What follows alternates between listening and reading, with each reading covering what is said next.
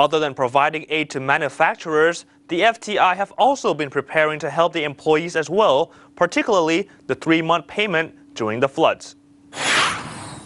How about the flood impact on the unemployment? We've heard reports that millions of Thais have been out of jobs because of this flood crisis. What are some of the measures that the industries or companies who are members of your association have been trying to do in order to help them to cope with this crisis? Well, for the workers, I would say that according to our estimation, I think the crisis would be temporary. Of course, 3 months or 6 months? Between 3 to 6 months. But actually, we believed it would be shorter than that because the rehabilitation and recovery process requires a lot of workers and assistants. So during this time, do they get any compensation? For the workers in the factories, of course, there are clauses in the law that exempt the employers from paying the workers during this kind of crisis. But I think most employers they were more concerned about the labor shortage that we experienced previous to the flood. So that's what these employers have been doing. They have been paying their workers retaining amount so that they can sustain their living condition. But the pay might not be 100%, right? Yeah. Well, could be 50% or 80%. It's actually by law, if the company experience some business interruption, they have the option of paying 75% of the full wage and retain the employment of that employee. In this condition, actually the law doesn't require them to pay the 75%, but some factories opted to pay the 75%. Even some factories pay 100% because they value the contribution of their labor force.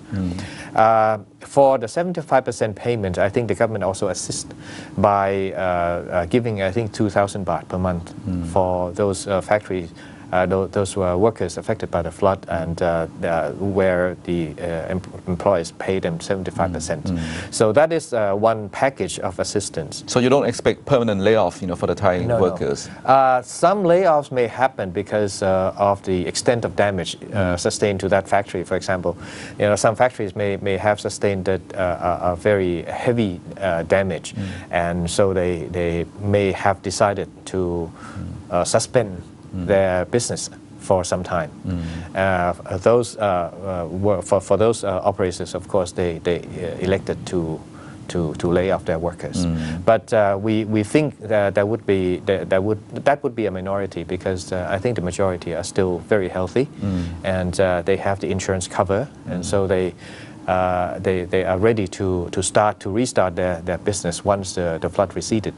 And so they would retain their workforce very strongly.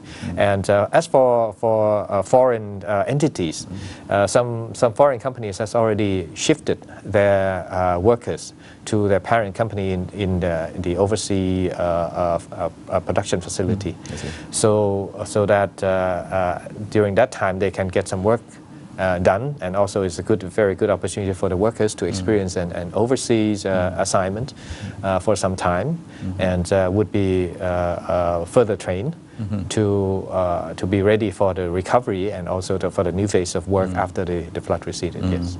The 7 industrial estates that are located in Ayutthaya, Pathum Thani, are in the lowland, in the floodways. We all know that when the rains comes, it's the water flows down from the north, to the central part of Thailand before going out into the sea through the different waterways or rivers. And do you think that in the long term, these industrial estates, do they need to relocate to other areas, say like in the eastern part of the country, or in the further northeast, of Thailand, which have so far, been spared from the floods. Instead of investing, in creating walls, I've heard that they might invest in a 6 meter height, wall, which might not help, in the event of a massive floods, like this time. Yes. Well, relocation is one option, but I think for the existing industrial estate, that would be a very low priority option. The first priority is probably to recover the business. Yes. Yeah. Also for the protection of next year, because the rainy season will come in about 5 or 6 months time. So it's not a very long preparation period that they have. So the immediate response would be to erect the flood walls.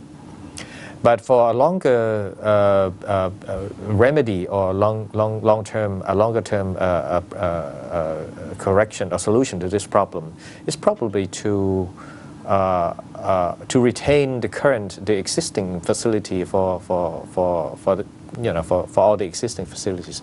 But for future expansion, they may look elsewhere. They may look for higher ground, for example, not in the floodway. So I think the existing industrial estate will stay put. They will stay put, and they will elect to build the dikes, and they have relied previously on the I think 30 or 50 years record, but that didn't prove to be enough. So they would go higher. But of course, for larger industrial estates, it would be costlier because of the longer perimeter. But for when the floods come, they also come underneath. The pressure of water, from the sewage system also created floods, from the inside. So the high wall might not help in the end. Well, they have to have the gate of their sewage. You have to install the gates, the water gates, so that at least it wouldn't go into the industrial estate. But the factories in the industrial estate may have to stop production. But at least the damage would not be as highly sustained. Have you heard that any multinational companies or Japanese companies that might want to relocate out of Thailand to the neighboring countries? I've heard Cambodia or Indonesia, might be one of the next destinations. That's true. There are a number of factories, of course, the foreign investors who are eyeing alternatives.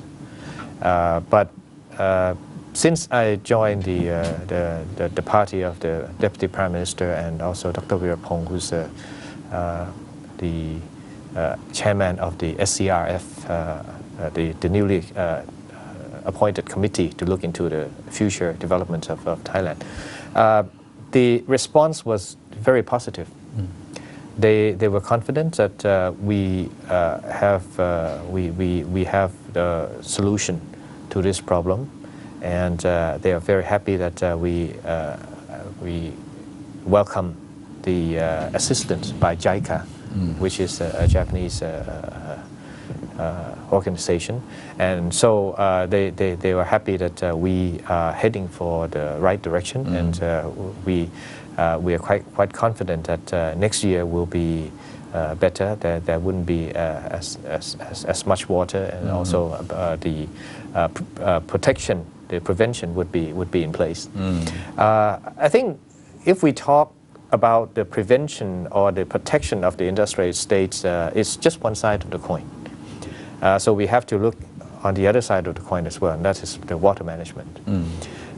It would be very, the investors would be very nervous if only a very small number of people can decide what to do with the water when it comes.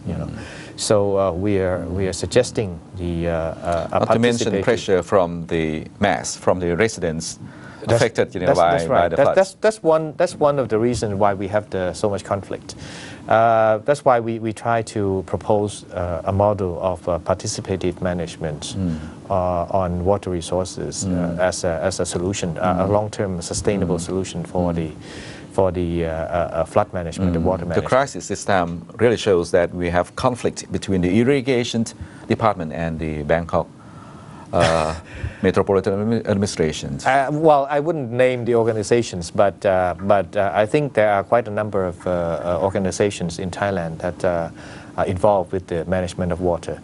So we suggest a model of participative management that we have used quite successfully in the handling of the drought in the eastern area, the Maptaput area. We think this participative management and also transparency in the data, and it requires a consensus solution from all parties concerned. That should be the model of the future water management for Thailand. Dr.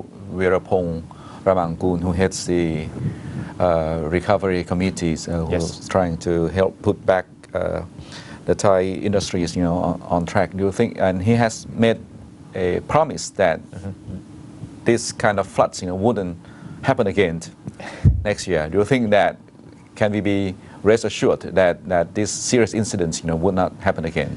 Well, right now I'm more afraid with the drought because next year I would say that we would try to empty the dams prior to the water season, and so if too much water this year and less water next year. It is possible because it's a natural reaction.